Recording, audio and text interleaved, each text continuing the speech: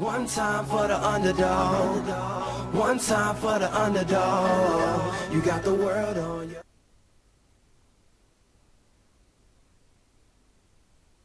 I don't. Mic test. 20 pips, 40 pips, 100 pips. Yeah, it's working fine. Hey traders, I hope you all are having an amazing week. Welcome to FX220. This is Usama, expert forex trader and mentor. And basically what I do is I help traders to minimize their losses significantly and avoid getting burned in the forex market while making money along the way. Xin chào các bạn đến với cái bài học mới. So in this video, we're going to discuss a very important aspect of forex trading, if not the most important one when it comes to getting a high win rate.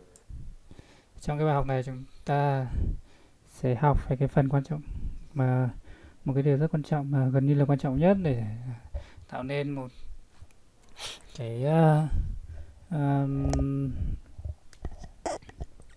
tỷ lệ win rất là cao. Which is correlation. Yes, my Đó chính là correlation. friends, correlation is key. I will be sharing my thoughts and the simple process that I follow to utilize correlation in my favor as a crucial tool and a strong confirmation for all my entries. So look, before we get into it, Cái correlation tức là chúng ta xem xét các cái sự di chuyển của cái cặp tiền tệ khác để dự đoán được là cái cặp tiền của chúng ta nó sẽ đi theo đúng hướng mình mong muốn. if you like videos like this, be sure to subscribe. Releasing new videos every week and they're really good. You should do it. Let's get into it. I will try to make it so simple for you guys. There is no need to complicate it. So what is Tôi sẽ hướng dẫn các bạn một cái cách đơn giản thôi, không có cái gì cần phải phức tạp. correlation? Correlation is some sort of a connection or a relationship between pairs. Think of it along this way. So it's a relation like if a currency pair goes up, there is another currency pair that comes down, and vice versa.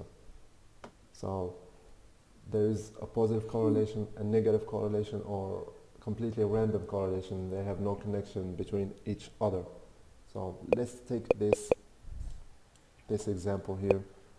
We are on the pound AUD, and the pound, notice how it consists of the British Chúng pound ta lấy một cái ví dụ and là the cặp Australian dollar. bảng Anh So if you want to đô la know Úc. to which direction this pair is going, we would have to analyze the pound USD and the AUD Nếu mà USD. chúng ta muốn biết được cái cặp tiền này nó sẽ di chuyển đi đâu tiếp thì chúng ta phân tích các cái cặp tiền khác. When trading forex, you want to trade a strong pair against a weak pair. Khi mà giao dịch forex thì chúng ta sẽ muốn là mua cặp tiền mạnh và bán cặp tiền yếu. This is Mua how cái đồng tiền mạnh và bán đồng tiền yếu. market will move. Think of it as these two pairs are competing right now. And when they go sideways, like nobody is stronger or nobody weaker. They are at the same level. Ở đây chúng ta thấy là thị trường nó đang đi ngang và không biết là cặp tiền nào nó mạnh hơn, So this is why you see market going biết đồng sideways. nào mạnh hơn. But at some point of time, let's take this for example. The pound was weaker and the AUD got strong. Có thể có những cái khoảng thời gian mà đồng bảng Anh nó yếu và đồng đô la Úc nó mạnh hơn, cho nên là cái cặp tiền này nó giảm xuống. And this is how you have moves like this. This is what you want to trade. You don't want to trade in situations like this when market is going sideways. Chúng ta sẽ không muốn giao dịch khi mà thị trường nó đi ngang như này. Notice here. You have to analyze both base currencies and then from there determine the relative strength of each one and then make trading decisions based off that. So I'll explain to you more. Let's study this example. We had like a beautiful pattern here. It looks like an M formation. Ở đây chúng ta có một cái trông như là M formation. This pattern we would trade it if it met all our criteria. But notice how this time this pattern didn't work and went completely sideways. if we want to trade, we would be expecting, let's say we entered right here, we want the market to fall all the way down here. Ở đây chúng ta muốn thị trường đi That's xuống. our trade, and maybe break down the lows and create new lows. But notice here that this market went Và completely thị trường nó sideways. lại đi ngang này. Even though we have a great pattern and we have strong confirmations, let's say for our entry was here, Mặc dù chúng ta có đầy đủ and tín this hiệu vào market lệnh. went completely sideways. You start to wonder why. I didn't take this trade. I was looking at it and I didn't take it. And I'm glad I didn't do that. I was just following my criteria and my system. So if we go and analyze Tôi thì là thấy cái tín hiệu này nhưng mà tôi không vào lệnh. base pairs, the majors that form this currency pair, the pound USD and the AUD USD. So let's jump on the pound USD at this particular time. Thì chúng ta sẽ phân tích cái cặp GU ở cái thời Was điểm đấy. around this time. So we said we want to have a strong pair against a weak pair. In this case, we were wanting to go short on the pound AUD, so we would want a weak pound. But if you come see here on the pound USD, we're trending up. Look at this. We're going up, we're breaking the trend lines. There is no sign of a downtrend, and there is also no sign of a Tại cái strong thời điểm đấy cái reversal. cặp GU nó đi lên như thế này. Thế thì chúng ta thấy nó lại đi ngược hướng. Và đây cái GU nó đã phá cái ngưỡng ở bên này. Nó phá cái đường kháng cự trên này và đi lên thì khả năng nó đi lên tiếp. Vậy thì hai cặp tiền này di chuyển không giống nhau. Let's say we have like strong candles closed up here. No, there's not that. So we have a strong pound USD. And let's go to check the AUD USD at the same time. And this was it. It was at the start of New York session. And the same was for Chúng the ta AUD phân tích cái USD. cặp AUD Because USD strong thời gian đấy thì trending nó up. không có dấu And it has no sign of weakness on.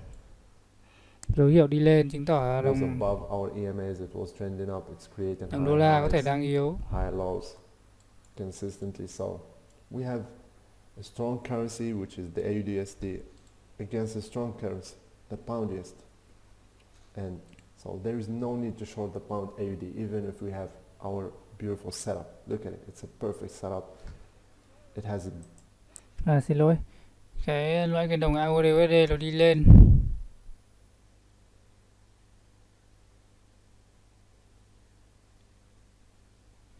Đấy, thì có thể là cái đồng đô la Úc nó đang mạnh lên.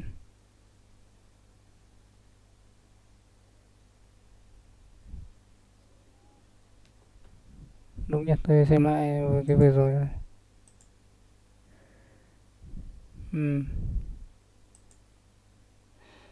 Bây giờ tôi so phân there is phân no tích cặp need to GA của short mình the nhỉ. pound AUD, even if we have our beautiful setup. Look at it. It's a perfect setup. It has a strong confirmation, but there is one rule that wasn't met. Nói chung là cái đồng GU nó đi lên và cái đồng chúng ta thấy là GU nó đi lên thì khả năng đồng bảng nó vẫn đang mạnh. Đấy. Which is Và khi mà thấy tín hiệu các nhà giao dịch người ta thấy tín hiệu cái GU nó phá cái đoạn breakout đấy thì khả năng người ta sẽ mua tiếp đẩy giá lên cao tiếp. Thế thì đồng bảng cái khả năng là nó sẽ đi lên chứ nó không đi xuống nữa. the correlation. We didn't have a weak pound. If you want to go short here, we would want like a very weak pound, a falling pound, like pound falling. Chúng ta đánh xuống thì chúng ta muốn cái đồng bảng nó sẽ yếu. AUD going up, boom, we enter here, we have a big move, 100% short. But if you have two strong currencies, you'll expect that and you'll avoid entering.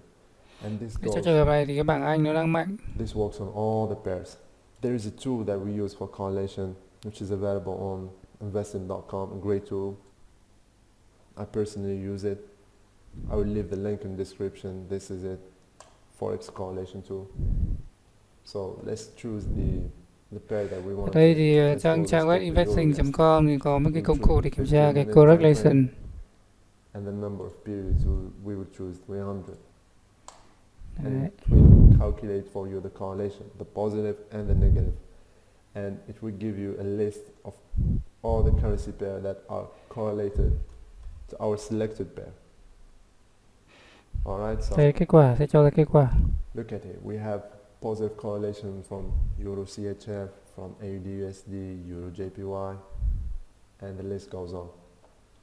We would try to look for the majors. So that's one, that's the AUD USD. Let's try to look for the NZD USD. That's another one. And notice how the correlation is still strong. It is close to 1. Chúng ta thấy ở đây AUD USD là 0.94, NZD USD là 89, 0.89. so it is Chứng tỏ still là cái close đồng to USD one, nó which đang is yếu. strong. If you start to see it go below 80 and 70, so just avoid it. And we have gold also. And let's look at the pairs that are negatively correlated. We have the USD Danish krone Ta có USD, là UK, Singapore dollar, UCSF and the USD CHF, which is a major. So we would look at it. nó yếu, chứng tỏ USD cái đồng CAD USD also nó đang yếu. very strong negative correlation. Cái này có thể kiểm tra CSM thấy ngay. And the list goes on. So let's say we want to trade the Euro USD, and we have, let's just pretend that we have good setup and a good entry. Giả and we sử want là to go chúng ta long. có một cái setup ở đây và chúng ta có tất cả các cái tín hiệu của cho thấy là kìa, ví dụ như ở đây là đồng euro mạnh và đồng USD yếu và chúng ta mong đợi nó sẽ đi lên. We will go to our correlation tool. We'll select the Euro USD. We'll select the 15 minutes, which is our time frame. If you trade on the 4 hours, select your time frame here, and we will select the number of periods between. Chúng ta sẽ chọn tên cái cặp tiền, chọn khung thời gian, chọn đấy, 300 ở đây, 300. 300 and 200. 300 means like 3 days worth of data. Like 300 multiplied by 15 minutes, it's close to 3 days. So this tool will analyze for us the previous 3 days and give us an accurate data. And we will check like the pairs that has the highest correlation, and preferably the majors. Alright, so in this case we have the majors here. We have the AUD USD, high correlation, and the NZD USD. And we go to check them out. We will come here, we will see what the AUD USD is doing. It has positive correlation, and yes, it is trending up. Alright, it's above our EMAs. It's trending up strongly, so it's safe. This is one confirmation. You can put like a check sign on here. This is good to go. Then we will check the next major, which is the NZD USD. And let's check the NZD USD. Yes, it's above the EMAs, it's trending up. Đấy, thì chúng ta kiểm tra cái cặp NZD USD thì nó cũng đang đi lên đúng không? Everything is fine. It has a good setup also, so could Nó also có một put cái tín hiệu lệnh ở đây. check here. So we are having at least 2 confirmations from 2 major pairs.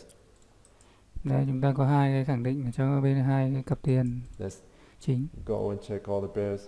If you want to check the gold, you can do that. Chúng ta kiểm tra cái cặp vàng và đô la.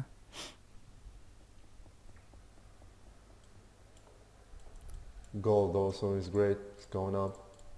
So this is Thank you. another confirmation. And you can check the euro pairs as well.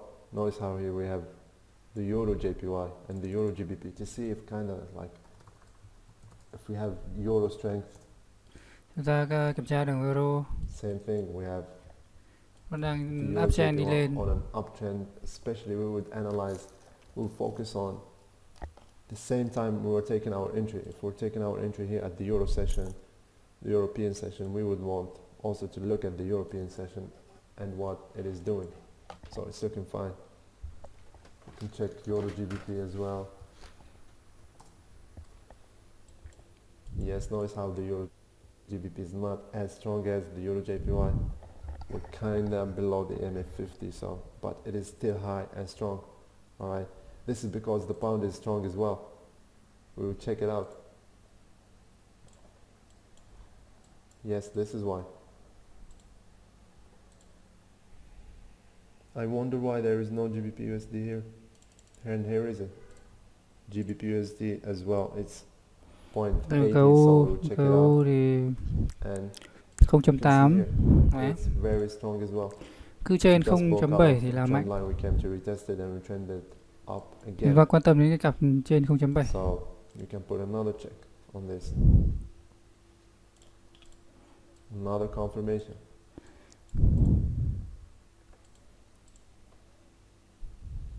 And then we will go to see the pairs that are negatively correlated. Let's Đấy, chúng start ta with the cần kiểm tra majors. cái cặp Let's khác. check USD CHF. USD CHF Boom. đi xuống. USD CHF is falling big. Right. This is another strong confirmation for us. And what we have here, USD CAD. Let's check USD CAD here. Chúng ta có UK. Kiểm tra UK. Cũng vẫn đang đi Here is xuống. it, another strong confirmation. So this trade, we got like multiple confirmations from many and many pairs. Alright, we would look at some currency pairs here, preferably the majors and preferably the USD ones. Alright, the USD crosses and the USD majors. USD CAD, you can look at this. USD Indian rupee, now look here, the correlation started to weaken. So it's minus 0.5, so Nói chung là chúng ta thấy rất là nhiều cặp cái USD đang yếu. correlated pairs.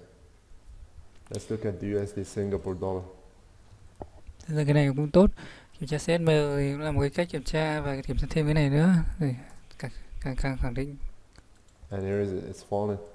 So we've got many confirmations. Thì chúng ta có rất nhiều cái Let's imagine xác we didn't nhận. have these strong confirmations, especially from the majors. Let's imagine that Nhất là từ this pair is các going cặp sideways, tiền chính khác. and this pair is also going sideways, and we still have a good setup on the euro. Thì ở đây nó sẽ là một We will not cái take this trade tín hiệu because phản lệnh tốt. we put like an X right here.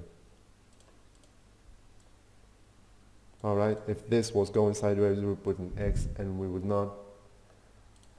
will pass on this trade because we don't have strong confirmations from other pairs. So this is exactly how I do it, guys. I use this tool. Sometimes I play with it, sometimes I choose the 200, Thi thoảng These 2 chọn days 200 2 ngày. and the 100, and the correlation would not change as much. Notice here we still have the majors, still have the NZD-USD, the AUD-USD, the pound-USD, Chúng ta vẫn thấy là and the same thing here, the USD, USD CHF, đang USD Canadian, yếu. and you can use this on all the pairs you trade. Chúng ta có thể sử dụng cái này Look để at cho tất cả pound các cặp AUD, tiền mà for chúng ta giao dịch. Follows the pound, and it is negatively correlated with AUD-USD, as you can see, and AUD-JPY, AUD-CHF. You would look at these pairs as well. So that's it, guys. That's how I do it. Take this, for example, and study it. So, alright traders, I hope you like this video. I want you to smash the like button, and don't forget to subscribe for more videos like Bạn this. thích cái video này. Some say that if you subscribe to my channel, you would be catching a minimum of 1,000 pips a week.